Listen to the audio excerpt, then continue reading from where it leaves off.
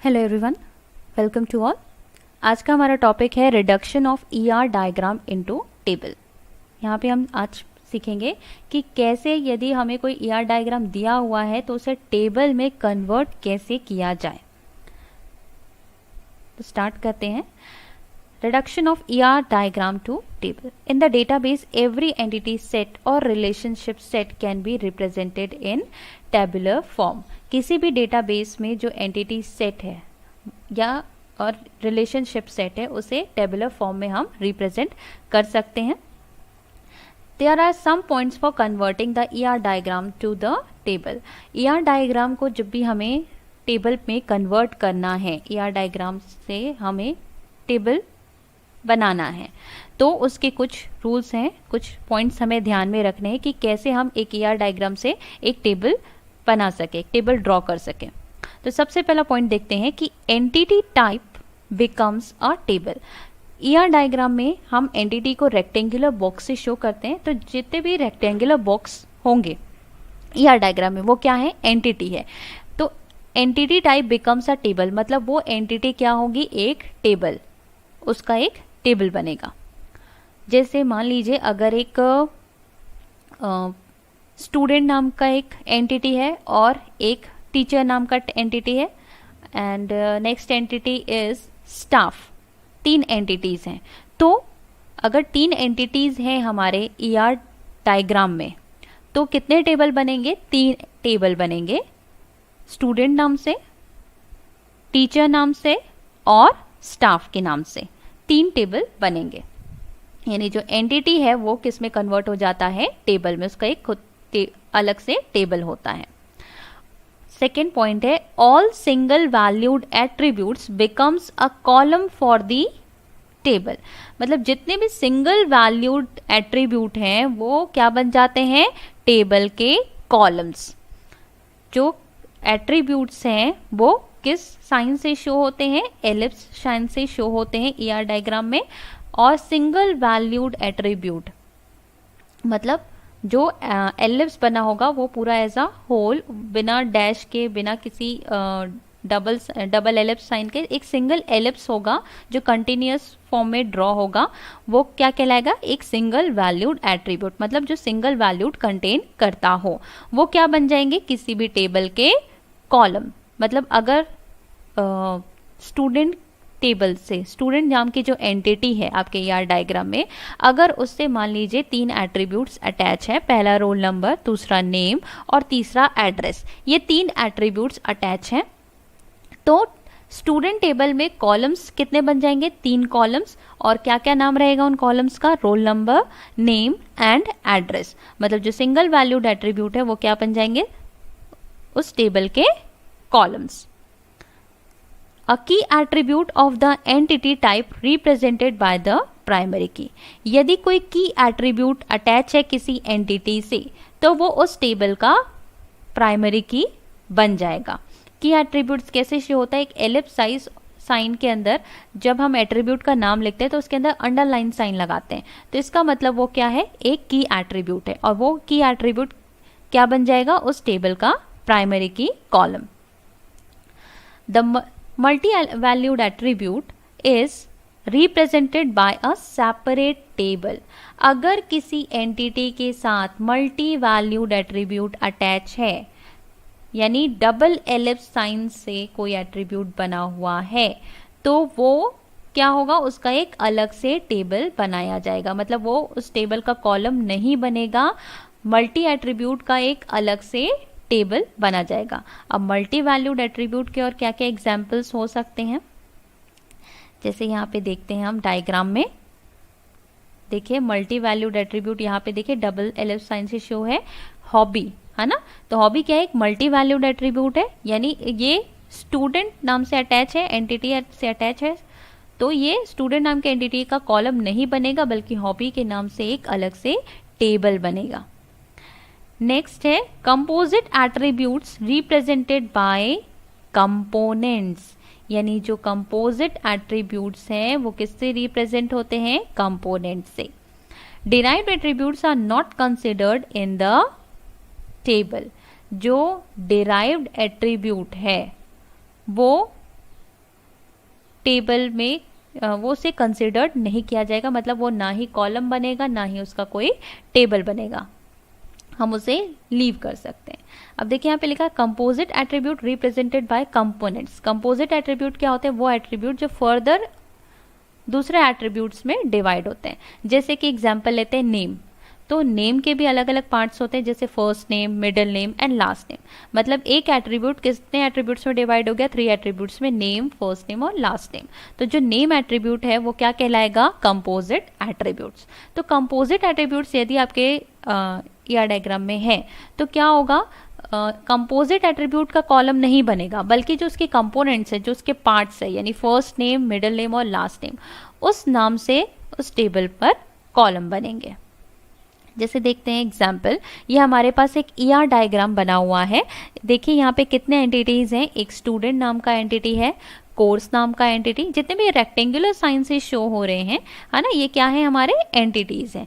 तो कितने टेबल बनेंगे हमारे? 4 टेबल बनेंगे, स्टूडेंट, कोर्स, लेक्चरर और सब्जेक्ट। ये 4 टेबल हमें बनाने हैं। अब सबसे पहले टेबल में जाते हैं, स्टूडेंट टेबल में। अब देखिए यहाँ पे ये जितने भी एट्रीब्यूट्स अटैच हैं, तो हमने अभी अभी पॉइंट्स में पढ़ा है कि जो एट्रीब्यूट्स हैं, सिंगल वैल्यूड एट्रीब्यूट, वो क्या बन जाते हैं? उस टेबल के कॉलम्स। तो ये जितने भी हमारे सिंगल वैल्यूड एट्रीब्यूट हैं वो क्या बन जाए, किस में कन्वर्ट हो जाएंगे? कॉलम में। तो एक एक करके एक एक एट्रीब्यूट्स में देखते हैं। सबसे पहले यहाँ से स्टार्ट करते हैं, date of birth. Date of birth क्या है? एक सिंगल वैल्यूड एट्रीब्यूट है, तो स्टूडेंट नाम के टेबल में एक एक डेट ऑफ बर्थ नाम का कॉलम बन जाएगा। नेक्स्ट देखिए हॉबी। अब देखिए हॉबी क्या है? ये मल्टी वैल्यूड एट्रीब्यूट है। तो हमने अभी अभी पढ़ा है कि जो मल्टी वैल्यूड एट्रीब्यूट है ये किसी एंटिटी का कॉलम, ये किसी टेबल का कॉलम नहीं बनता, बल्कि इसका एक अलग से टेबल बनेगा। मतलब अब हमारे पास कितने टेबल्स हो जाएंगे? 5 टेबल। 4 टेबल तो ये थे एंटिटी के, ठीक है। अब ये जो मल्टी वैल्यूड एट्रीब्यूट है इसका भी एक अलग से टेबल बन जाएगा। मतलब टोटल कितने टेबल्स हो गए? 5 टेबल्स। देन नेक्स्ट देखिए age. Age dashed ellipse sign से शो हुआ है, मतलब ये क्या है? एक डेराइव्ड एट्रीब्यूट है। अभी अभी हमने पढ़ा कि डेराइव्ड एट्रीब्यूट को हम कंसिडर नहीं करते, इसे हम इग्नोर कर देंगे। मतलब ये कॉलम भी नहीं बनेगा, ना ही इसका कोई टेबल बनेगा, क्योंकि डेराइव्ड एट्रीब्यूट की वैल्यू किसी और पर डिपेंडेंट है। देन नेक्स्ट देखिए स्टूडेंट आईडी। स्टूडेंट आईडी में देखिए अंडरलाइन किया गया है, मतलब ये क्या है? एक की एट्रीब्यूट है। मतलब ये जो कॉलम है स्टूडेंट आईडी, ये स्टूडेंट टेबल का प्राइमरी की कॉलम है। इस कॉलम को हम क्या डिक्लेयर करेंगे? प्राइमरी की।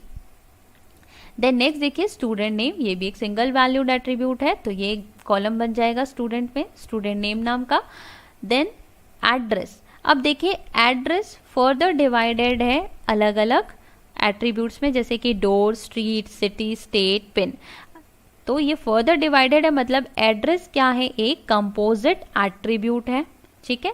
एड्रेस क्या है? कंपोजिट एट्रीब्यूट्स है।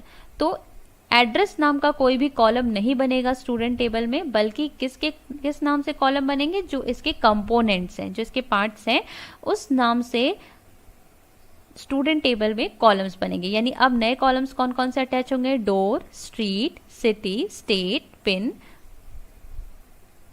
फिर नेक्स्ट देखिए कोर्स आईडी। तो कोर्स आईडी भी एक सिंगल एट्रीब्यूट है, तो ये कॉलम बन जाएगा स्टूडेंट टेबल में। तो अब देखिए स्टूडेंट टेबल में कौन कौन से कॉलम आ गए?